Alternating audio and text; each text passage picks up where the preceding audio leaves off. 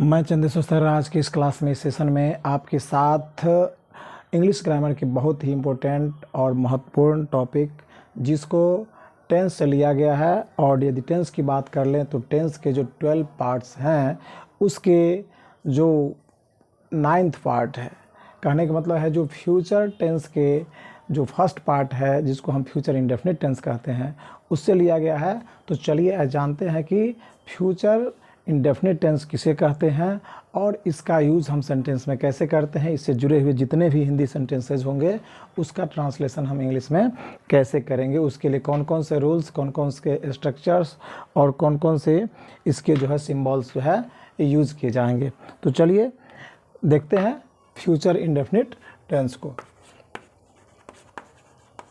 Future indefinite tense.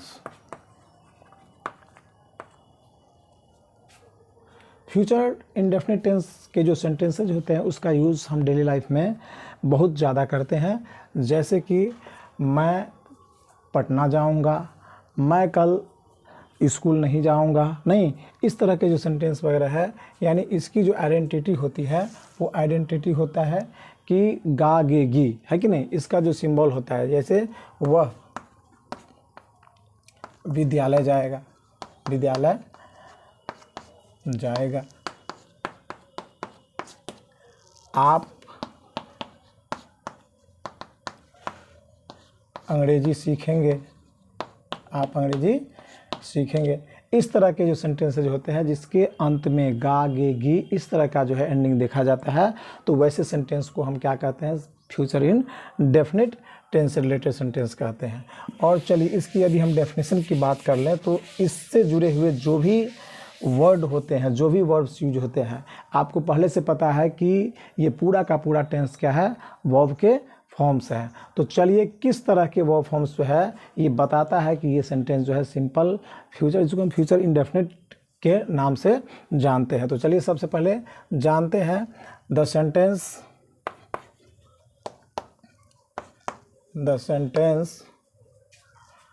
which denotes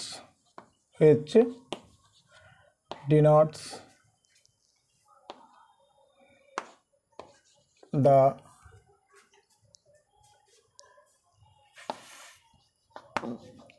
form of the verb shows any action, state, event,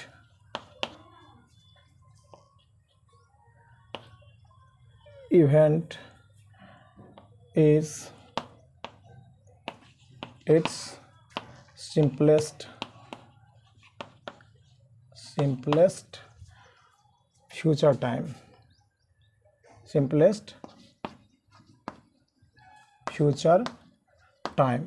यानी कोई भी event, कोई भी एक्शन, कोई भी स्टेट, यदि वर्ब के फॉर्म से ये बता रहे हैं कि कोई भी एक्शन, कोई भी काम या कोई भी जो है स्टेट क्या हो रहे हैं, फ्यूचर के जो सिंपलेस्ट फॉर्म में हो रहे हैं, यानी बिल्कुल फ्यूचर टाइम में जो है क्या हो रहा है, सिंपलेस्ट फॉर्म में आ रहे हैं वो फॉर्म, तो निश्चित रूप से ऐसे सेंटेंस क्या कहे जाएंगे, फ्यूचर इंडेफिनिट के टेंस कहे जाएंगे। और यदि ये फ्यूचर इंडेफिनिट टेंस से जुड़े हुए रिलेटेड जो सेंटेंस है तो उसकी पहचान की बात कर लें तो पहचान को देख लेते हैं कि किस तरह के सिंबल वाले जो सेंटेंस है, कैसे हम सेंटेंस को देख करके पता कर लेंगे कि ये सेंटेंस जो है फ्यूचर इन डेफिनिट टेंस के हैं। तो चलिए इसके सिंबल को पहले देख लेते हैं। सिंबल, इसको हम आइडेंटिटी भी कह सकते हैं। सिंबल को ही दूसरा नाम क्या है, आइडेंटिटी है, और हिंदी में इसको हम पहचान कहते हैं। क्या कहेंगे, पहचान।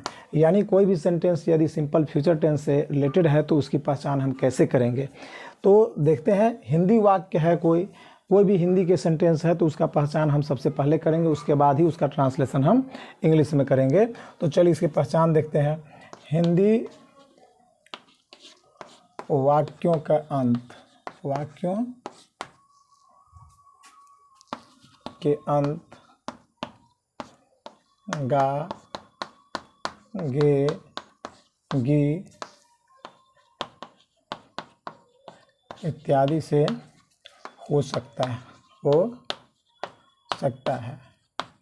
यदि कोई सेंटेंस फ्यूचर इंडेफिनिट टेंस से रिलेटेड है तो निश्चित रूप से उसका पहचान जो है गागे गी से हम कर सकते हैं। उदाहरण के लिए फॉर एग्जाम्पल हम देख लेते हैं, वह स्कूल जाएगा, स्कूल जाएगा। आप अंग्रेजी सीखेंगे, आप अंग्रेजी सीखेंगे। नहीं, मैं अंग्रेजी सिखाऊंगा, मैं अंग्रेजी सिखाऊंगा।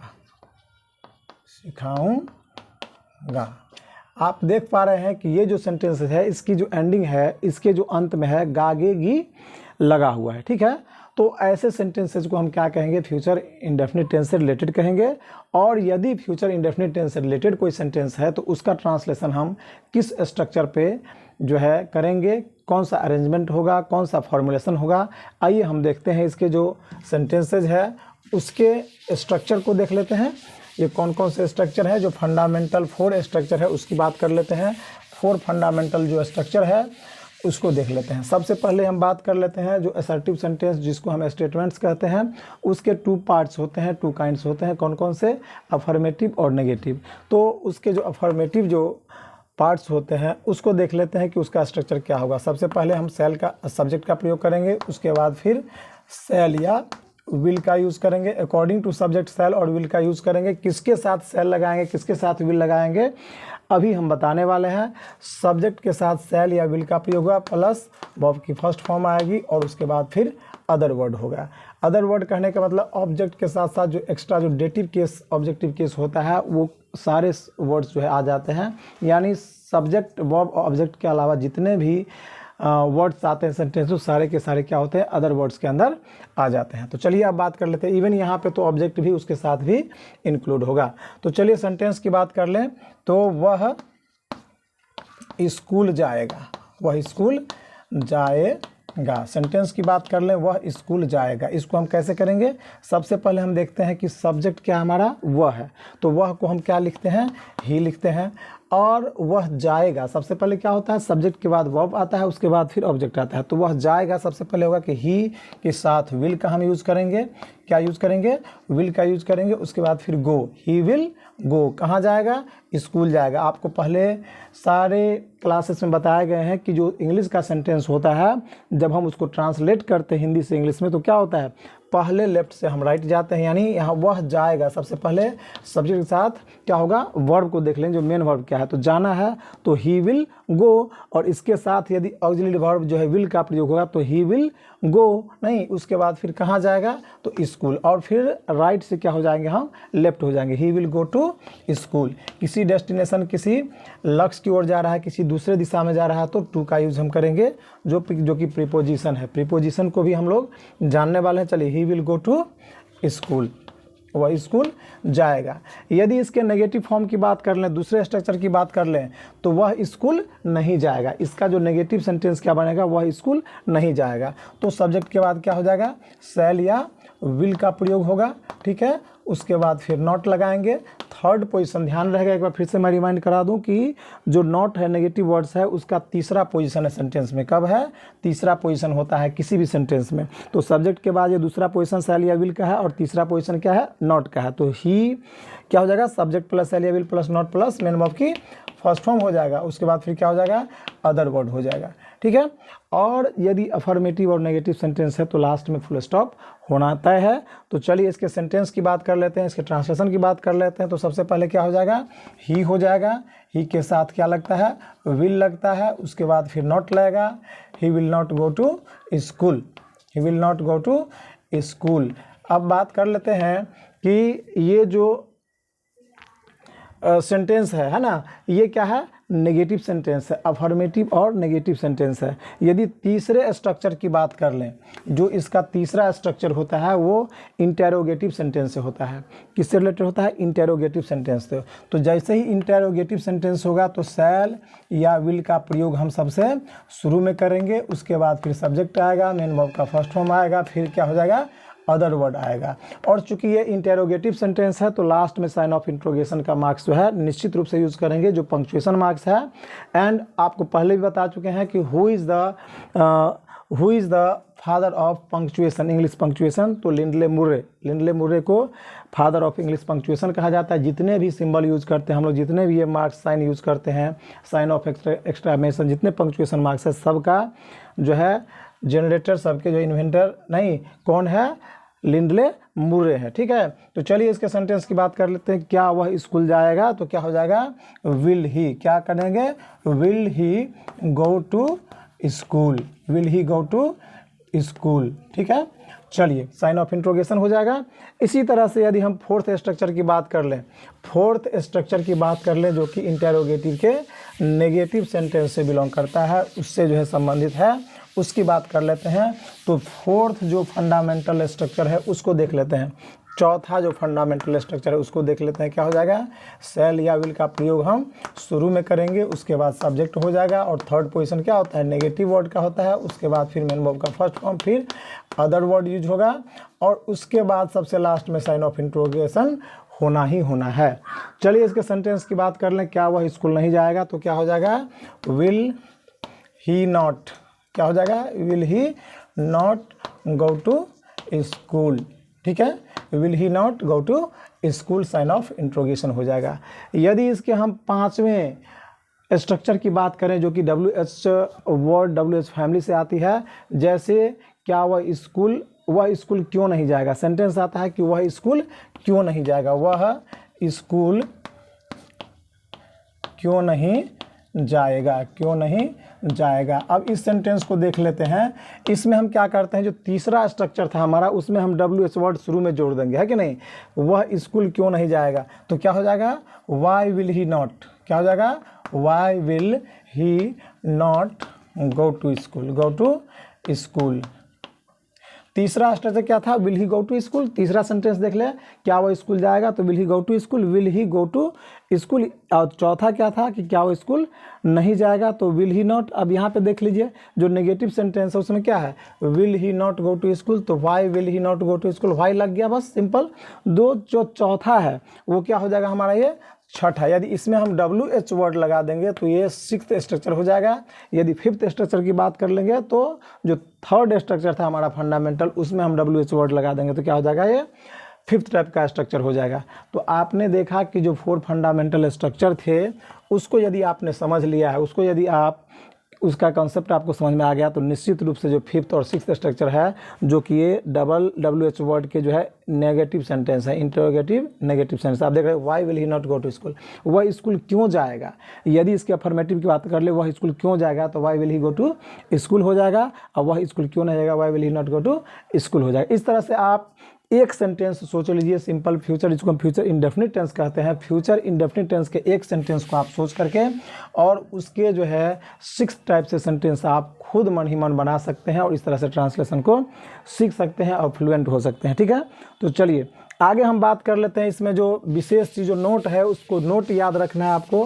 कुछ नोट्स हैं जिसको मैं अभी लिखने वाला हूं और उसको आप जानने वाले हैं। तो चलिए नोट्स की बात कर लेते हैं।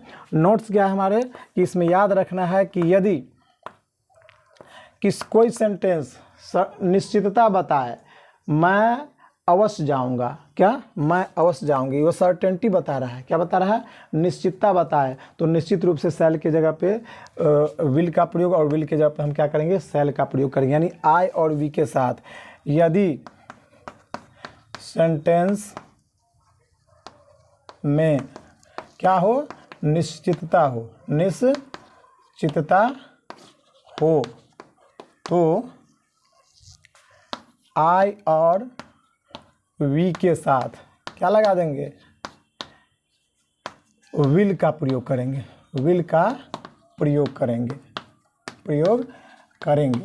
अब इसका आप अर्थ समझ में आ रहा है कि आई और वी के साथ क्या लगता है, पहले से यूजुअली क्या लगता है, आई और वी के साथ जो है हम क्या यूज़ करते हैं, सेल यूज़ करते हैं। क्या यूज़ करते हैं, जनरली सेल यूज़ करते हैं। मैं जाऊंगा, हम लोग जाएंगे, इस तरह से आई सेल गो, वी सेल गो। लेकिन मैं अवश्य जाऊंगा तो आई विल गो, हम अवश्य जाएंगे तो वी विल गो, इस तरह से हम यूज़ करेंगे। समझ में आ गया। और हम दूसरे जो है सब्जेक्ट की बात कर ले, जैसे ही रहेगा, सी रहेगा, इट रहेगा, या फिर दे रहेगा, या नेम रहेगा, कोई सा भी नाम रहे, चाहे सिंगुलर हो या प्लूरल हो, एक नाम या दो नाम आ जाए, एक से दो नाम आ जाए सेंटेंस में, सब्जेक्ट में, तो उसके साथ भी हम क्या लगाएंगे, विल का प्रयोग करेंगे। यानी फर्स्ट पर्सन को छोड़ करके सेकेंड थर्ड पर्सन के सभी नंबर के साथ जो क्या लगेगा, हमारा विल का प्रयोग होगा। ठीक है, तो समझ में आ रहा है। और यदि निश्चितता हो सेंटेंस में, वह अवश्य जाएगा, वह अवश्य जाएगा तो ही शैल गो, नहीं मैं अवश्य जाऊंगा तो आई विल गो। तो कहने का मतलब है कि जब सर्टेनिटी हो तो निश्चित रूप से क्या करेंगे, हम उसमें शैल के जगह पे विल और विल के जगह पे शैल का प्रयोग करेंगे।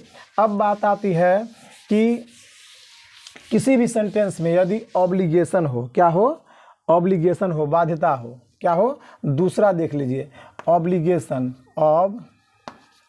ऑब्लिगेशन, या फिर नेसेसिटी, नेसेसिटी हो, यानी अनिवार्यता हो, नहीं तो उसके लिए हम क्या करते हैं, अभी जो बताए गए थे, नेसेसिटी हो, ऑब्लिगेशन हो, नहीं बाध्यता हो, मतलब अनिवार्यता हो, तो इसके लिए भी हम क्या यूज़ करते हैं, निश्चित रूप से शैल के जगह पे विल का प्रयोग करते हैं। यदि हम शैल और विल का प्रयोग नहीं करेंगे तो उसको हम किस तरह से बना सकते हैं, उसका दूसरा स्ट्रक्चर क्या हो सकता है, जैसे कि रहेगा कि मैं वहाँ अवश्य पढ़ूंगा या अवश्य जाऊंगा, मैं वहाँ अवश्य जाऊंगा। अब ये सेंटेंस देख लेते हैं कि मैं वहाँ अवश्य जाऊंगा, क्या हम मैं वहाँ अवश्य जाऊंगा, आई विल गो देयर तो बनेगा ही। यदि हम आई विल गो देयर से नहीं बना करके यदि दूसरे तरीके से बनाएंगे तो श्योरली और सर्टेनली क्या करेंगे, सब्जेक्ट के बाद शैल का यूज़ करेंगे, क्या करेंगे, शैल या विल का यूज़ करेंगे। उसके साथ फिर क्या यूज़ करेंगे, यदि सब्जेक्ट हमारा क्या हो, आई वी के अलावा हो तो हम क्या करेंगे, विल का प्रयोग करेंगे, जैसे हम करते आ रहे हैं। जैसे कि आपको बताया गया है कि फर्स्ट पर्सन के साथ शैल का प्रयोग, बाकी सभी पर्सन नंबर के साथ विल का प्रयोग। तो शैल और विल का प्रयोग हुआ, उसके बाद क्या होगा, श्योरली आप लिख सकते हैं, श्योरली, या तो फिर सर्टेनली लिख सकते हैं,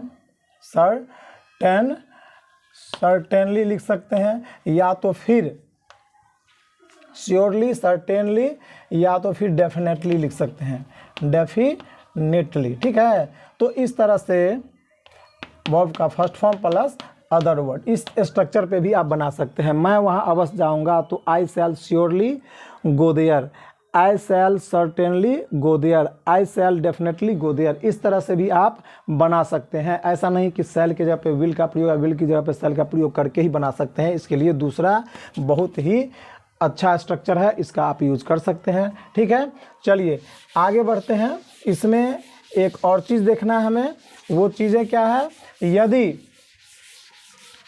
हमें किसी से परमिशन लेना हो, आज्ञा लेना हो, तो हम क्या करेंगे, उसके लिए भी हम क्या करेंगे, शैल का और विल का यूज़ किस तरह से करते हैं। जैसे कि क्या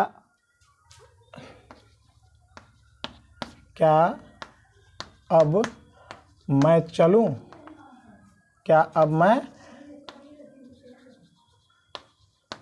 चलूं, नहीं क्या अब मैं चलूं, तो कहने का मतलब क्या हो जाएगा, ऐसे सेंटेंस को हम कैसे बनाएंगे, शैल और शैल का यूज़ करेंगे, शैल आई गो नाउ, क्या अब मैं, शैल आई गो नाउ।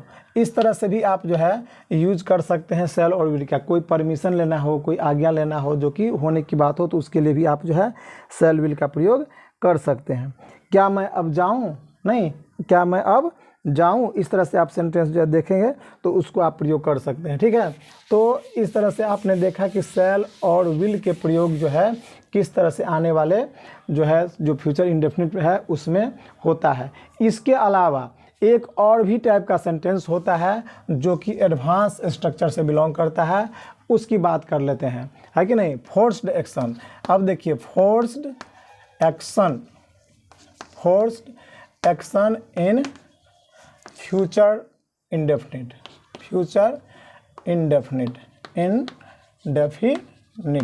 अब देखिए कि फोर्स्ड एक्शन जो है इन फ्यूचर में क्या है, यानी फ्यूचर इंडेफिनिट में जो फोर्स्ड एक्शन है, नहीं, जो फोर्स्ड एक्शन की बात करता है वैसे सेंटेंस को हम किस तरह से ट्रांसलेट करेंगे। जैसे एग्जाम्पल के तौर पर मुझे वहाँ जाना पड़ेगा, क्या फोर्स्ड एक्शन क्या है कि मुझे वहाँ जाना होगा या पड़ेगा। ये क्या बता रहा है, कंपल्सन बता रहा है। क्या बता रहा है, कंपल्सन बता रहा है, ये नेसेसिटी भी बता रहा है और ये ऑब्लिगेशन भी बता रहा है। कहने मतलब मुझे वहाँ जाना पड़ेगा, इससे ये पता चलता है कि हमारी बाध्यता है, हमारी अनिवार्यता है, ठीक है, कि वहाँ जाना ही पड़ेगा, उस काम को करना ही पड़ेगा। ऐसे यदि कोई सेंटेंस है तो उसको हम किस स्ट्रक्चर बनाएंगे, सब्जेक्ट प्लस शैल या विल का यूज करेंगे प्लस हैव का यूज करेंगे। क्या करेंगे, शैल हो या विल हो, दोनों के साथ क्या होगा, हैव का प्रयोग होगा, उसके बाद फिर टू मेन वर्ब होगा, उसके बाद फिर अदर वर्ड होगा, ठीक है। टू के साथ मेन वर्ब आएगा और उसके बाद फिर अदर वर्ड। एग्जाम्पल के लिए इसको यदि हम ट्रांसलेट कर ले तो कैसे होगा, मुझे वहाँ जाना होगा या जाना पड़ेगा, I shall have to go there. क्या हो जाएगा, I shall have to go there, आपको यहाँ आना पड़ेगा, you will have to come here. इस तरह से कोई कंपल्सन, नेसेसिटी या फिर ऑब्लिगेशन बताने वाले कोई सेंटेंस हो जो कि फ्यूचर इंडेफिनिट में हो तो उसको हम इसी स्ट्रक्चर पे जो है ट्रांसलेट करेंगे, ठीक है। चलिए, ये फ्यूचर इंडेफिनिट से रिलेटेड जितने भी टाइप के सेंटेंसेज होते हैं, जो भी स्ट्रक्चर होता है, वो सभी के सभी स्ट्रक्चर को अभी आपने इस क्लास में देख लिया, उसको सीख लिया, और वीडियो को पॉज करके, रोक करके आप उसके स्ट्रक्चर को लिख करके, उसके जो है जो डेफिनेशन लिखी गई थी उसको समझ करके, एक बार में नहीं समझ में आता है तो 2 बार 3 बार देखिए, और जब तक समझ में नहीं आता है उसको जो है देखते रहिए। देखने के लिए कोई मना नहीं है, ठीक है। और कहने का मतलब है कि पूरा अच्छी तरह से इसको कंसेप्ट में लाइए और सीखिए, और इसके अलावा जो है अधिक से अधिक सेंटेंस की प्रैक्टिस कीजिए, ट्रांसलेशन बनाइए, किसी भी बुक से हो, एक्सरसाइज से हो, उसका एक सेंटेंस जो अफर्मेटिव सेंटेंस लीजिए उसको 6 टाइप से बनाइए आप, और अधिक से अधिक प्रैक्टिस कीजिए। निश्चित रूप से आपको जो है इंग्लिश ट्रांसलेशन में फ्लुएंट हो जाएंगे, ठीक है। तो चलिए, आज की इस क्लास में इतना ही। यदि कॉन्सेप्ट अच्छा लगा हो, यदि आपको वीडियो पसंद आई हो, क्लास अच्छी लगी हो, समझ में आया है तो निश्चित रूप से एक लाइक कर दीजिएगा। चलिए, मिलते हैं किसी नेक्स्ट क्लास में, तब तक के लिए धन्यवाद।